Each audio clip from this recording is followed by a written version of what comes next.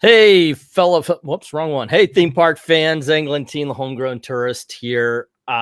Goodness gracious, one of these days I'm going to get it right there, Vink. Yeah, I don't know. Anyway, it's we're going to talk about another episode of Imagineering. I love this show. I completely love this show, and you not knowing about the parks and everything, I wish Professor Pixel were here, of course, because he knows the history of the theme parks, and Dalton just knows the history of Disney. But for some reason, it's become the Eglantine and Venkman show. I don't know what's going on. I don't know. Like I said, I guess I'm turning into you. I go on something, I take it over. There you go. Venkman, I do believe Professor Pixel said, unfortunately, he couldn't make it. I haven't been able to contact Dalton, but we are going to be talking about the third episode of Imagineering. And I know it's got a title, and I forget it all the time, but it's called The Midas Touch. Yep. Yeah, it's Imagineering story, The Midas Touch. I, in the title, am calling it The Coming of Michael Eisner, which when I worked at Disney, I was working under Michael Eisner. This is when he was running things, and he said some really bad things about employees, mostly that a monkey could do our jobs. They were talking about we were trying to get raises and everything, and he actually said of theme park workers that a monkey could do their job. Not a big fan. Really? Yeah, he really did, and we see it in this show. Michael Eisner really wanted to be Disney and let Frank Wells become right. He wanted him to be kind of the Roy Disney. Yep. But Michael Eisner isn't as charming as Disney, and that's the big problem. Yeah. So okay, The Midas Touch. It starts off, and right away it's going into.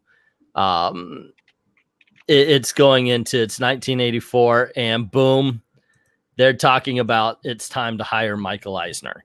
And we already did the Epcot opening. His baby was, of course, first thing first. They had to they had to rebuild the movie industry, the Disney movie studios, because of course the 1970s up to Little Mermaid, it was known as the dark period. Definitely. Everything that was going on with it, it's like you're talking about how they wanted to keep expanding, and they had change everything. And then they took on another park. Yeah. Do you know the whole story about this? You want to hear the story that the Imagineering didn't tell you about it? What's that? Okay, so they come in and they decide that I love there are some things that they did right. Look, I'm not going to put down Michael. He's a douche, but I'm not going to completely put him down or anything. Right away, we're led to WED, the Imagineering department, and they're worried that they're going to get fired because they're going to need to cut back because that's what they would do. They would hire somebody on, they would cut back, and then they would rebuild from the strongest points.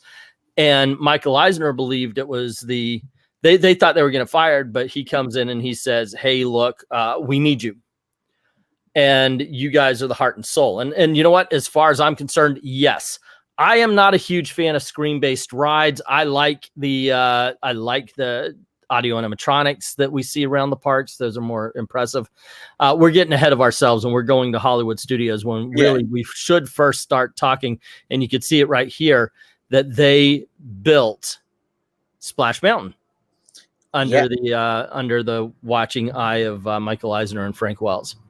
And I like how that guy took characters from a different ride. Is no longer Song of the South. Yeah, it's called America Sings. They decided that we're going to create an entire ride out of the old audio animatronics from America Sings, and they had a spot in Bear Country over at Disneyland.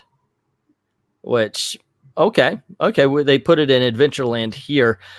Here's the thing, and if you ever come down here, I'll ride this with you because Splash Mountain is my favorite ride in all of Disney World. I know, right? I was just gonna say that I've been on other log rides before, but I've never been on this one before. Well, the reason why I picked this one as my favorite is because it's got great audio animatronics. It tells a story as it goes through. Everything they have done, it's like everything they learned up to a certain point led to that particular ride.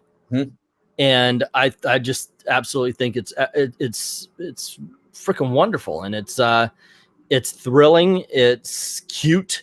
When you're inside, it's just it's got great audio animatronics. Some of them, of course, just redone from America Sings, but Splash Mountain, I'm gonna see if I can't get a. How soaked are you by the end of your time we're done renting it? That depends. We did skip over Star Tours, so we're gonna have to talk about that one too. What you thought about, but did I get it wrong? Was it? Yeah, it was. I did skip over. Star Tours was the first one. Yeah. Yeah, it was. Yeah. You can end up getting pretty wet. At the very least, you're going to have some wet shoes when you when you ride this. Yeah. Because the boat, when it hits, it really does hit, and you just see the water spill over the boat at you. And that they even bring this up, that it almost filled the boat the first time they ran it. And I have had that kind of ride before where it wasn't so much of a splash, but it just seemed like your boat was sinking for a little bit. Yeah. It's really a lot of fun. Six Flags kind of has a ride similar to this too. It's called Log Flume. There's no animatronics, but you're still in the same material ride like this. Yeah. It's a little shorter, but man, if you're in the front, this ride's like 20 something minutes long. It really is. Yeah. I've got on this channel here. I've got a ride through, so you can check it out if you want. I sat in the back because I'm like I don't want to be soaked and the rest of the time in my park. If it's hot out, you drive fast. But Illinois, Wisconsin weather changes like a drop of a dime. So does yours too. Yours goes from raining to sun to raining. Yep. I always am in the front. I'm always in the front for this ride. I love it. I love it. Yeah, but it was really cool watching because I never noticed, and I've never seen this part right here where they're showing the model of the boat and all that kind of stuff. But I watch this and man, I want to go back. I want to go to every time we see an episode of this. By the way, it makes me want to go and ride the ride. And I'm glad that they actually someone thought, you know what? Hey, instead of scrapping throwing all stuff away, we're gonna recycle it. Yep. Use it. The Six Flags they've gotten rid of rides and they don't recycle it. They just scrap it. It's gone. Yeah. We did skip over this though, so I guess maybe we should talk about it. And that is the fact that. Well, I think that's kind of what saved it is when he took over. Those two guys bringing in George Lucas for Star Rides, Star Tours. Sorry, Star Tours. Yeah. Star Tours, this was I liked. There's nothing here that I got to admit I didn't learn anything new from the invention of Star Tours. I've heard this story before. Well, for me, for being a brand new thing, never really hearing about it. I've been, like I said, I've been on the knockoff park, Six Flags. I've been to they have the little shuttle experience, yeah. Oh, okay. Yeah. This was the first. One thing they did say that I was like, oh yeah, that I forgot about was this was one of the first simulator experiences. It is. And I do remember going into this. I wrote it. I was like, it's okay. They also at Epcot they made Body Wars, which I loved, that nobody else seems to care about. But this one here, I thought was just kind of silly because it had a robot that was voiced by Pee Wee Herman. He's driving him, wasn't he? Yeah. I'm thinking they couldn't get anybody else, but okay. It was okay. This new one they've got is where you go through different existing Star Wars worlds. And the cool thing is they film a new ride for every Star Wars world. So they've got Last Jedi stuff there. I mean, that's how up to date it is. So, and it's supposed to be a different experience for you every time you ride on it. Now, this is a ride that these days, because it's in 3D and it shakes you around, this is a vomitarium for me. So I don't really ride on it very much. I went on it once in 2010, I want to say. And then I didn't ride it again until I met Tim Lim last year. And Doug, they came with, and I said, okay, I'm going to ride it. And 10 years ago, I rode on Hoth, and I'm like, well, the cool thing is it's a different experience. So, you know, we could see something different. And it was exactly the same planet I went to 10 years ago. I was like, gosh darn it. Isn't that the way? But it's pretty cool. They really did do it up for the new version. But yeah, the older version, I got to admit, I didn't care for. Well, how old were you when you first went on this? You were in your late teens? No, I was 20-ish, I would suppose. Okay, so okay, because it seems like this ride's more meant for, like, you know, younger kids. Like, but yeah, but 20 is not old. I know. I should have been like, hey, wow, it was wonderful and great, but unfortunately, that wasn't the case. I just thought it was all right. But then again, there are some rides, like I'm a huge, like I said, I'm a huge audio animatronic fan. And when they were building Hollywood Studios, they did this ride, the great movie ride, which I thought was fan-freaking-tastic. This is one of my favorite rides. They just took it out to put in a different thing called Runaway Railroad or something like that. And I miss it. I want to go see this ride again because basically it was don't tip it. They just do different audio animatronics for different movies as you go through. And I'm a huge movie buff. I love the Great Movie Ride, but this is the creation of Hollywood Studios. Now, did they get actually? They had actors that hired for the robots. Do they actually get the people from the actual movies, or are they just people that sound like them? Well, for some of them that they needed, but most of the time, all they did was just take the dialogue off of the movie, and then that's cool. Yeah, and then they put it with whatever audio animatronic they have. I'm trying to get to a certain point. All right. While you're doing that, I'm gonna say hello to Eric, who's saying Space Mountain. Woo! Wrestling ball reference. And hello to Liam. Hello, guys. Yeah, I've got it. Here you go. Okay, this is one of the big secrets. That's crazy. Okay, do you see it? Giant Mickey Mouse. Yeah, they made Hollywood Studios a giant Mickey Mouse. or at least the hub of it. It's one of the biggest, or it is the biggest hidden Mickey in any theme park. And you would have, this is the Mann's Chinese Theater. The entrance would be over here, and you would walk into it. And then you have a planter, and the lagoon here is one of them, and a couple of buildings over here is the other ear. And you have his mouth as the Mann's Chinese, and the planter in the middle is the, over time, they've kind of gotten rid of everything. Like for a while, they had a big sorcerer hat right here, and you couldn't see it. Yeah. But when I first saw this, I was like, oh, that's the coolest thing ever. But I'm a big geek. What you going to do? I just thought, but I love the Hollywood Studios. It's one of my favorite parks. Now, of course, they brought in, like if you came over here, Star Wars Galaxy's Edge is in this direction right here. And down below past the Mann's Chinese Theater would be Toy Story Land. So it's a little bit different now. But yeah, this is one of my favorite parks. And I kind of like watching the building of it because that was when I worked for them. You wonder how many people at the time knew this, you know, because unless you flew over in a plane, if it's by the airport, you wouldn't see it. You know? Yep. But I enjoyed hearing about this kind of stuff and the building of it. I remember hearing a little bit about, and it's going to have this and it's going to have that when we were working. Because I was working Magic Kingdom when they were building Hollywood Studios. And I remember them talking about it there. Yeah. Good times. This was a good episode. I was really into this. Seriously. About every episode though. Yeah, I know. I love the whole thing.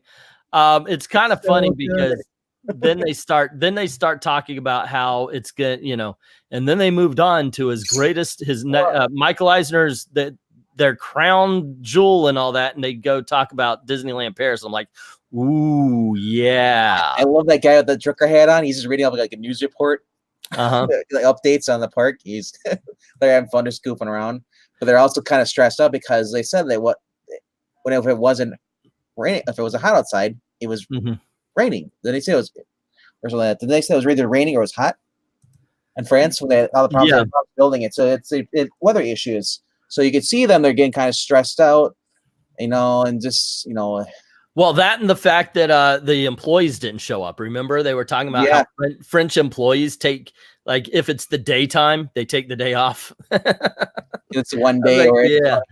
I had that experience. I talked to some people in Thailand who they were saying the same things. It's just they don't have the work ethic that Americans do, and they would come in whenever the hell they wanted. Like, they would be scheduled for Monday at 10 o'clock, but they would show up at 11:30 and all that kind of stuff. A guy from Canada was helping his family. I would fire them all at this point. If we were in Canada, everybody would be fired here. Yeah. It's funny because he's like, look, it's not hot and nice outside and there's no construction workers. Yeah. Let's say, waits for the infantile justice warriors say black ash is racist. I don't know what that means. He's talking about chimney. That's right. Yeah, I did a video based on that somebody mentioned that Mary Poppins is racist because the soot. Well, shut up. I thought you were talking about Ash on comics. I was like, what? No, it's the motivated towards the I already did that video. It's ridiculous. One thing I did think was funny was hearing that over in Paris. Now, I've never been to Disneyland Paris, but I thought it was funny that the Big Thunder Mountain Railroad is the most popular attraction because they love the American Old West. Yep. And then I see theirs and I'm thinking, oh my gosh, I want to ride this. It looks so freaking cool. That is different. Two are going at the same time. I know that means and it's huge. This is much bigger than ours. This just looks like it would be really cool. I want to check this out. Yeah. Because it's supposed to be a roller coaster going on. Now, those look like it's a little bit, it doesn't go as fast. But I love how they mentioned these guys, how they like Disney goofed up when they first opened the park. They insulted everybody who was there because where's the wine? Yeah, the restaurants didn't serve wine because it's not Disney's culture, but it is French culture. So they, they had to change that. But as Eisner was announcing everything, they started throwing eggs at him. The communists over in France didn't want Disney to come in and colonialize their culture. And I thought, dude, that's dumb as hell. There's a McDonald's in France. It's the same freaking thing, you dumbass. The one guy, he was a president, or at the time he was in charge of Disney France over there. And he was saying, it's like, it's weird how the French, they love Western culture, but then again, they don't like Americans. It's like, so they took great insult when there was no wine. I'm like, I don't want to be drunk if I'm going on a ride. The funny thing is we think the same thing. But I mean, it was a success. People showed up. I love Fantasyland, how bright everything is. How they did that. Yeah, it really is a gorgeous looking park if you look at it there, because that's supposed to be Main Street. Yeah, but it's a lot different than ours. I know that. It looks like it's straight out of the Disney animation. Yeah, even the lamps. It's crazy. Yep. So yeah. I would love to go. I would love to go and check it out. Though, showing it when they're dancing. He's like, where is everybody? And here they're having fun. They're having fun ballroom dancing in the parade. Yeah, yeah. He's talking about he said it was a different crowd. It's a more sophisticated crowd, and you look over and he saw this. They were smoking pipes and blah blah blah walking through Disney. And the parade starts, the music's going, and he's looking around for them, and there they are. They're actually waltzing to the music of the parade. So, okay, do what you do, you man, you do you. But yeah, look at that doll. It looks like someone drew that. Yeah, yeah. This looks like our Alice in Wonderland teacups. Yep. Yeah. So, No, I'm still into this, man. Oh, this is the guy who said that line you like. Yeah. Yep. Yeah, he's saying that no, Americans don't understand French people, and we like your culture, but we just don't like you. That's how we feel about the French too, man. What you gonna do? Yeah. Oh, and yeah. God bless them for paying some lip service to the Muppets, man. Because I do, yeah, I missed the whole Muppet thing. I thought I was going to show up, but I missed it. But yeah, they just paid lip service to the Muppets but it was, I love the Muppets. They just need to update that damn ride. That last ride right there is the one that's the one I'd go on if I had to go on any ride. Oh, okay. So you're talking about the Indiana Jones. They made a stunt ride on an actual car. Mm-hmm. Using hydraulics.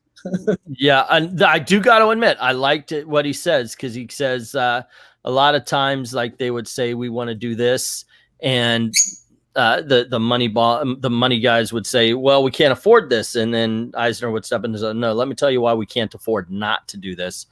And so they went ahead and built the Indiana Jones ride. He said, he's like, dude, the culture right now, it's the big thing. Indiana Jones, people are in love with that, the atmosphere. You bring that to life in the park, you're gonna draw a lot of people just for that. Yep.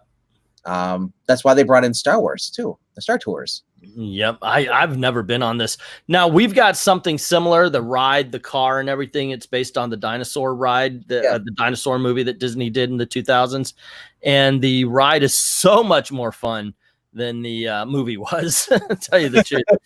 But yeah, so there you go. That's basically all the stuff they talk about in this third episode. And also, there only was one bad note, and that's because Frank died. I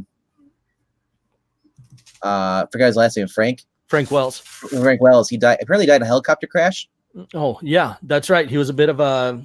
They say he was a daredevil. He climbed mountains. At one point, they actually have a picture of him rappelling off of Cinderella's castle. Yep. So yeah, but he was. If you understand Disney history, if you understand what's about to happen and everything, he must have been the guy who was the brains of the outfit. Like Michael Eisner. Yeah, okay, I'll buy it. He's the imagination of the outfit, but Frank Wells was the brains, because what's about to happen is Disney's about to go into some serious financial trouble. So we'll see what happens in episode 4, but that's episode 3. My favorite part from this, though, other than Indiana Jones ride, was when they're doing the castle with the princess and the Sleeping Beauty and stuff. They're stained glass windows. Man. Yeah, the castles are done well. Like I said, every time I see one of these, it makes me want to go and go back to Disney, ride the rides, check everything out. Yeah.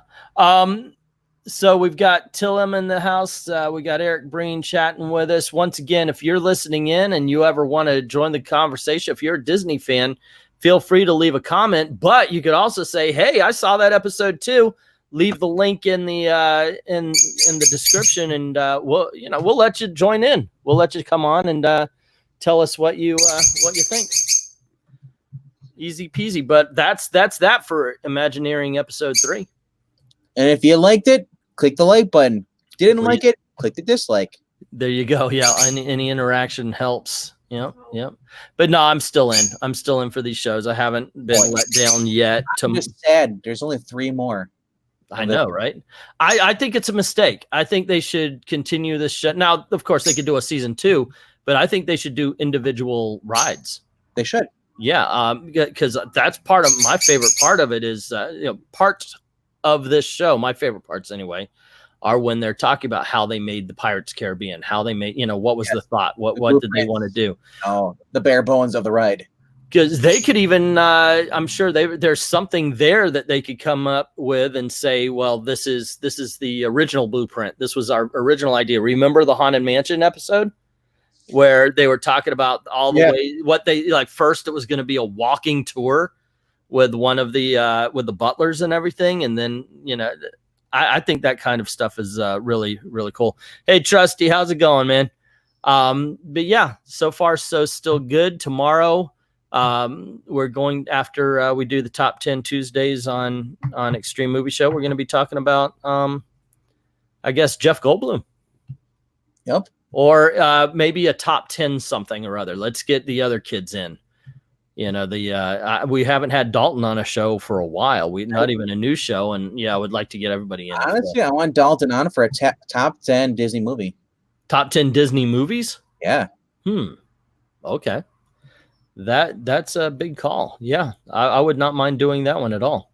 All righty, guys. Well, at this point, we're spinning wheels. So we're going to say thank you very much for hanging out with us. I know, Trusty, you just jumped in, but we're right at the end of everything.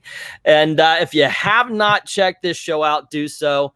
I'm telling you, the Disney Plus is definitely worth the price. I mean, $6.99. It's not. Is it $6.99, $7.99? Either way, it is definitely worth the price of admission. It's $12.99 if you get the Hulu plus ESPN package. Yeah, that's what we've got. A better deal if you like that. If you don't have cable, you just really want to watch sports and Disney. There's some good originals. It's got tons of stuff in the as far as the classic stuff is concerned. I've been watching some of them though. Some of these, however, it's like yikes. I was gonna say, if you're a Marvel fan, they have season 1 of Spider-Woman, the animated cartoon. Yeah, all the Spider-Man cartoons. Every single one. Shoot, if we're gonna be doing this, then if we're gonna go over this kind of stuff, let me turn it off here, and we'll talk about, you know, the great stuff that. There we go. Boom, boom. Yeah, but Imagineering is one of my favorite things. So, by the way, I did see this. Yeah, it was okay. It was more than okay. It was good. God damn it. Yeah. Well, that darn bird kicked my butt for like 2 hours when I let him out. He's too dang small, and you can't like punish him for hurting. You know. But yeah, you've got all sorts of stuff. I myself enjoy the classic stuff that I've been the classic movies and everything. Although I put one on last night, I've never seen it. It was called The $1 Million Duck. I'm like, but I put one. I did watch Freaky Friday. That's entertaining, and Bullwhip Griffin was entertaining and such. So it's really worth it. Yeah, I'm digging on this. Guy, if you go back, I think that's is it Classic Mikey? Oh, it's Mickey Mouse Club. This is the Mickey Mouse Club, the 1950s version. Yeah. Fortunately, they only have a couple episodes. They don't have the rest of them. Yeah, they don't have every, but yeah. So but come on. It's fun times. This brings back memories back to when I was a young kid in 1955. Yes. Yeah. Before TVs went to color. Right. Yes. Before we had TV, everybody had TVs.